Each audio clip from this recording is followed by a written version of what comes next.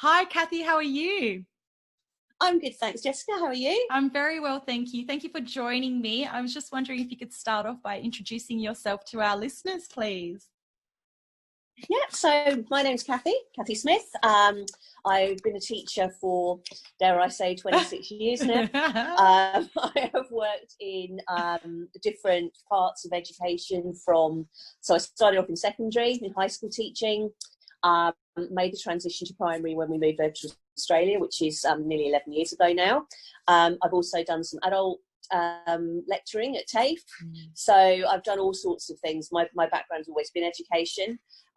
Music was and has been my main role for most of my career. But I've also, in the last 18 months, taken over as mental health and wellbeing coordinator at my school, which has been really, really good and provided a whole new wealth of opportunities for me.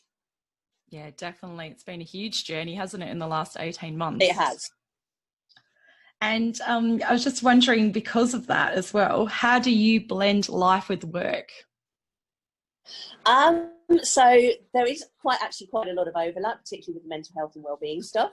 And I actually find some of the stuff that I do for preparing for that actually helps me, because it actually gets me thinking about things that I should be doing. So sometimes it's really a case of trying to take my own advice, which is sometimes easier done.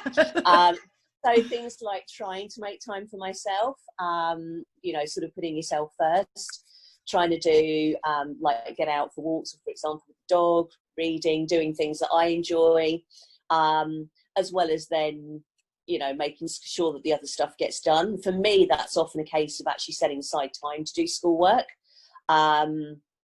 And then trying to put that to one side. And as I say, sometimes that is easier said than done, but it's something I do try to do. And no doubt that's changed over the course of your career as well. There would have been elements of where maybe life was more of a focus and then work was more of a focus and so on. Or do you think it's sort of similar thing? Yeah, definitely. I think, sorry, didn't mean to cut you off there. No, it's all right. Certainly when I was younger and my children were younger, I actually took, because when I started out, I was always quite ambitious, and I got into sort of leadership quite early in my career. Never thought I would not do that until my children came along. And it's amazing how much, you can change as a person. Not everybody does, but for me, I did. And I took a real step back. And at that stage, I actually did some instrumental teaching, peripatetic teaching, so that I actually had a lot of time at home with the boys as they were growing up. And I could actually be a lot more flexible. I could set my own hours and days and stuff, but while still keeping my hand in at, doing something for me. Because I think for me, that was always important. Much as I love being a mum and, Ben and Ollie's mum, it was also important for me to be doing something that I was recognised for me, if that makes sense. Yep, definitely. So that's always been important for me, throughout my career. But yeah, for sure, now that the boys are older again, or not again, now that the boys are older, the focus probably has gone on now to more me. And for me now, it's about setting myself new challenges, because I think sometimes that can be important. You're never too old to take on new challenges. And I think that's something that's, I've probably learned along the way. And all sorts of opportunities can present themselves. And it's great to then, particularly if you feel you're stuck in a rut or maybe not feeling as motivated as you could be, it's a case of looking around and, thinking what else you can do. And I've kind of making a big shift from doing music all the time to now spending a lot of time in the mental health and wellbeing role. Totally different change of direction, which is great. Doesn't mean I still can't keep music stuff going, but it's just given me, a whole new thing to look at and things to work for. And new, like fresh air's breathed into you, isn't it, at the same time? Because it's a totally new learning experience, and that you've had to step out of a comfort zone into a new area and learn about it. And then, like you mentioned, that you've applied those things to yourself, and it is hard sometimes to actually take your own advice, isn't it? It is. It so is. So but I do try. Yeah, we're all trying. We're all trying. So what are you currently enjoying about your role then? So I think I am loving all the new information skills that I am learning and getting and developing. I'm then loving being able to put them into practice. So some of the things I've been doing, we had a big focus on our school staff wellbeing, and having you in, for example, not that I'm desperately trying to plug you here, but it did make a big difference. Thank you. So you know, introducing a lot of new staff initiatives, and the most recent culmination of that was our staff agreements. And I think, particularly in the current times at the moment, those are going to prove incredibly valuable, because we've now actually got 4, you know, our sets of staff agreements that tie in with our 4 core PBS values. Yeah. So the language that's being used is the same across the school, and because we wrote them as a staff, as a current staff, because the ones we'd had before were so outdated, staff actually do feel now that they've got ownership over them. And it's great, I think, to be able to look back at them. And I'm hoping to be able to say something about that when we go back next week, because I think it's going to be a really challenging time for everybody. Everybody's going to be feeling stressed in some way, and we all express the way that we are feeling differently. Yes. And just to sort of try and be a little bit mindful of that and of other people, and try and be a bit mindful about how other people might be feeling. And that really, as I say, does come back to those staff agreements. So being able to drive things like that has been really, really good. I've also been doing some coaching with some of the kids. That was last year. Obviously, with everything that's happened, we hadn't sort of done so much, but I suspect that'll come back again. Yeah. And that was all to do with a social emotional learning program that we're implementing called Friendology. So it's kind of using that as a script, if you like, to coach kids through friendship issues. So, and it's just great seeing the results that happen of things like that you've driven. Yes, so that's what I'm really enjoying about what I'm doing at the moment. Seeing all the results from it, and then actually the consistency of what's coming across the whole school, and then having those anchor points. Like you said, you're going to be able to build on what you've already put in place. Going into a difficult term, you're going to be able to draw upon it, but the staff, more importantly, have that consistent language and understanding. So yeah. So what do you find challenging in your role? So sudden change, I think, is challenging for all of us, and of course there's been a lot of that at the moment, and that is really hard sometimes to get your head around. That can be a challenge. Sometimes feelings of inequity of opportunities. Sometimes, you know, that can, and it may just be your perception, but sometimes that can kind of come across, and there's no really easy answer for any of these, but they are still challenges.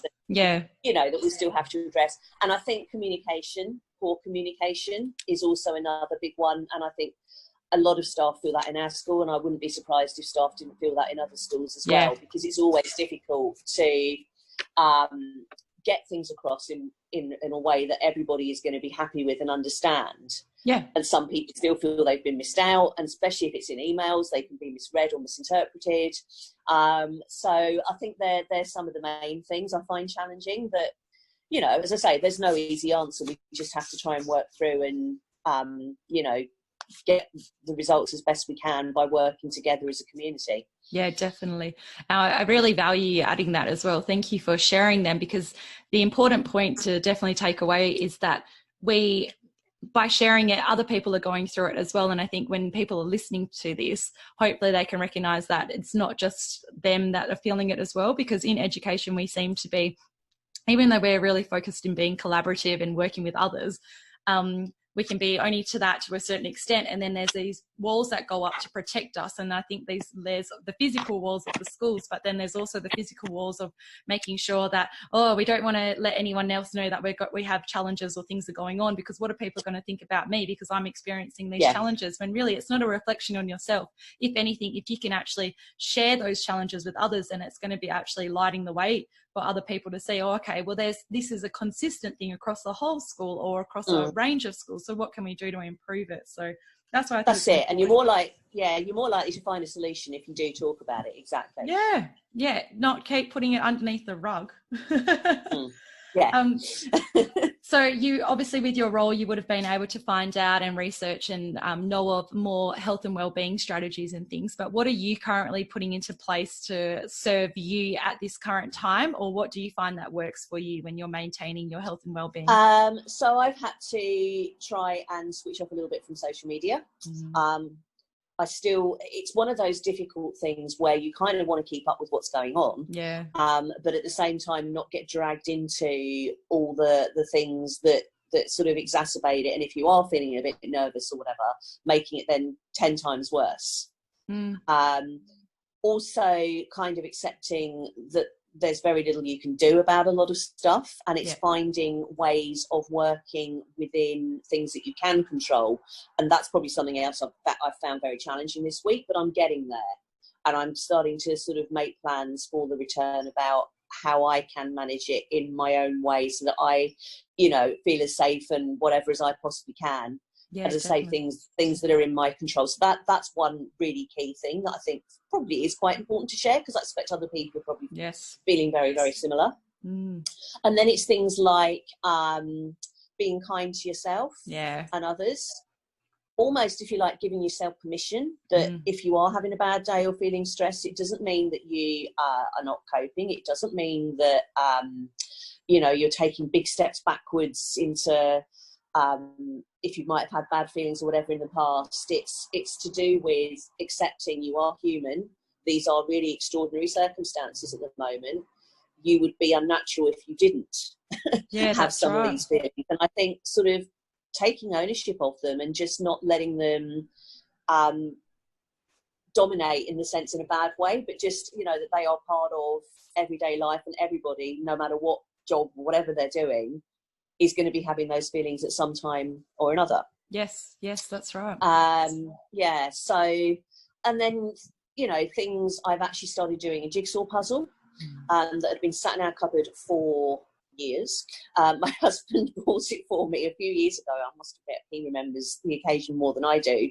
I apparently didn't greet it very well when it was first purchased for me, but it's come into its own. It's sat on our dining room table at the moment. It's actually of Sydney Harbour Bridge, which we were actually there for my birthday last year. Wow. So I am very slowly trying to get this puzzle done. And again, it's just different ways of channeling energy and doing different things and taking your mind off things that are, beyond your control. So coming back to that self-care and being kind to yourself.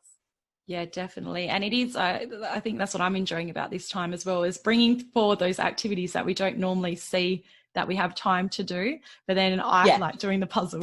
But yet then you recognize how it can be useful and so on. So it's quite easy, do you think, getting into term and then getting sort of switching on that autopilot, running into the term and going, right, this is how I always act and react. I know for myself, going into the end of last term, I felt like people were almost on autopilot, but it was like in overdrive. What can you how this always happens? Sorry. No, you can't change that. You've got the beautiful setting in the background. I think it's very tranquil and it's beautiful. It adds to it. So, going along the fact that these things that we put in place while we're on holidays, it's a lot easier to do. What do you recommend for those that are coming back into term and tempted to switch on that autopilot again? I think it is important to just try and you probably might not get the same amount of time, but just try and make some time for yourself. And just try and keep that habit going. If it's going for a walk, make sure you still do that. I think, that's important to try and do anyway, some sort of physical exercise, or anything that, is your thing. Don't let it go. Don't, make it a priority. One thing I send out to our staff is these action type calendars. I'm trying to remember what the organisation is, but I can't remember. But they've had things like Friendly February and Active August and things like that. And even like just having something like that actually makes you stop and think about something for each day. If you need something like that, like a visual tool, maybe something like that can be helpful, so that you don't get back into those as you say, autopilot habits. Yeah, just switch on. And it can be something as simple as that. Like, we're not asking people to take on like heaps and, you know, radically change their whole life. Just something little, and then, like you keep saying, just bringing it back so you're the priority, and giving yourself permission that it's okay to take that time for yourself as well. Yeah, definitely. Do you have any other recommendations before we finish up for people that are listening? I think maybe one final thing is, if people are feeling particularly stressed, it's always good to talk about things. This can be to somebody that you trust, you know, a well-trusted friend or source, or if things are really, you know, if things are really bad, you're really struggling, not to sort of feel, oh, I don't know what to do about this is really bad, and actually think, yes, you know, this is normal, I can get through this. There's a process called EAP, and people censor the people that do that. So it's designed, I think it's I'm trying to think, Employee Assistance Programme, I think EAP stands for. So anybody in education can use this service. It's free. And I think you get 6 free sessions. So this is with a psychologist, 6 free sessions a year. And I think it's actually really worth remembering that this exists, because not a lot of people actually do know about it. And it can also be accessed by family members as well. So I think it's important that talking about something just can make such a difference. As I say, whether it is just with someone you trust, or if you think, because sometimes you actually need an outside voice to actually come in, who's got the experience, who knows the questions you are to ask you, and to actually get you thinking yourself about, you know, what you can do. And that's where that service can really be crucial. Thing to point out about it is it's not then going to be put on your record or anything. Yeah, I think that's sometimes a really that good frightens point. people. Yes. It's something that they just need to know that you are employed by the Department of Education. And I think they may make a note that you might be North or South Metro, but that's as far as it goes. Yeah, I think that's a very good point to bring up. Confidential. Yeah. And also, like how you mentioned, that it's someone that's outside of what's happening in your head, and then also removed from your current context as well. So you're really getting that sounding board that's outside of what you're going through as well. So I think that's a beautiful recommendation to finish off on. Thank you very much, Cathy, for all the things that you've shared with us this morning. The big ones to take away is definitely putting that priority on ourselves, taking a step back, making that time, giving ourselves permission to do it, and knowing that there is help out there, and putting that in place, and consistently as well across our term that's about to begin. So thank you very much for joining me. You're welcome. All right. Thank you. I'll talk soon.